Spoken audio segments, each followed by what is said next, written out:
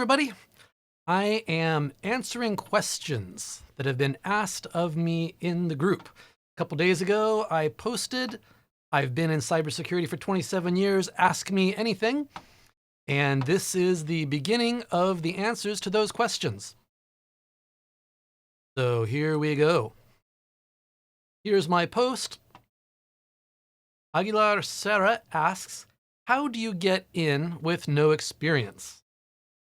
I'm already getting certs, transitioning from teaching to cybersecurity.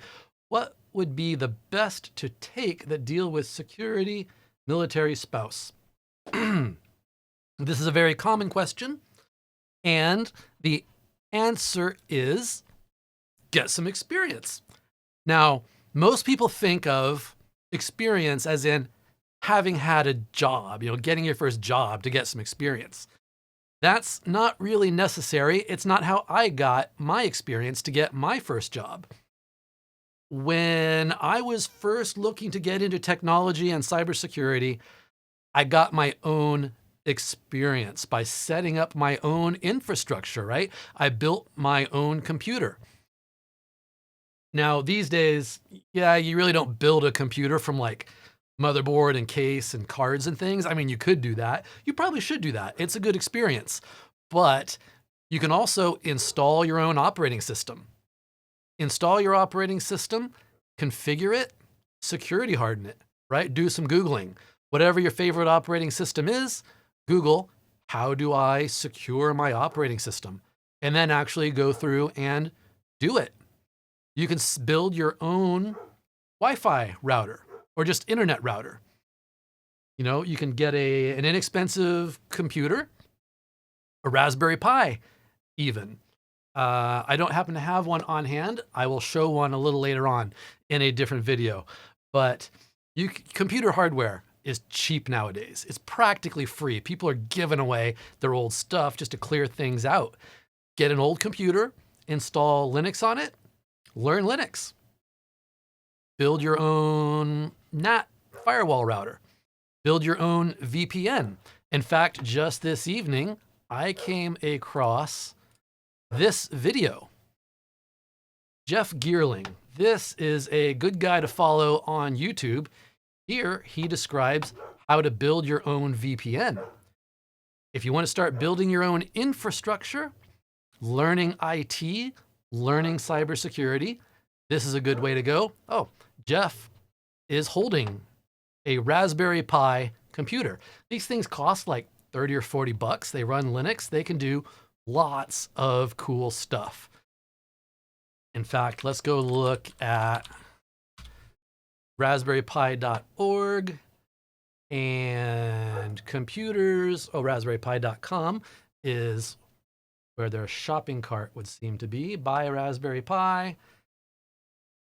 Raspberry Pi 4 Model B. This is a good choice for most things, and it costs $35. Now, you'll probably find more support, and I would recommend learning Linux on a regular PC or learning Windows or whatever. But another good way to go is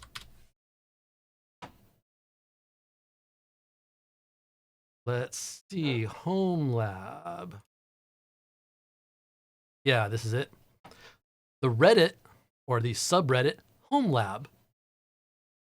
Start browsing this. They've got lots of good advice, lots of good projects, lots of good ways to learn IT, and you can then learn how to secure all that stuff. I bet if you search in here for security, you'll find lots of good stuff as well. But that's always my advice. That's how I did it. How do I get experience? Build your own experience. Hopefully you're interested in doing this kind of stuff and you consider this kind of thing to be fun stuff to do.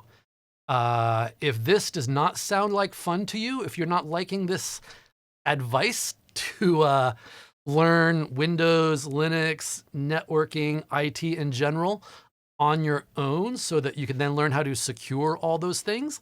In fact, I learned security and IT at the same time. I would build my own server and then I would lock it down. Then I would turn that server into a firewall, and then I would turn that firewall into a VPN server and all kinds of stuff. And I thought it was a lot of fun. So it is definitely, this whole career, IT and security, are for people who find this sort of thing to be fun. If this sounds like a real drag to you, then you're going to have a hard time learning cybersecurity. It really requires some passion and interest, and start doing these things for fun. And then you will have a portfolio of projects that you've done. All your code, any configs that you build. If eventually you get into learning Ansible, which is a configuration management type system for IT infrastructure, any code or configs or anything you build, check that into GitHub. In fact, let me just show you that. GitHub. Learn Git and create yourself a GitHub account. Check it all in. Then you can put that link on your resume. And then on your resume, you can say, hey, I built this, I built that, I secured this, I locked this down. And you can also provide a link to your GitHub account. Not many resumes that I see actually do that. That is powerful. That is very valuable. That is where you can show off what you have done. Let's see, for example, I have here in my personal GitHub account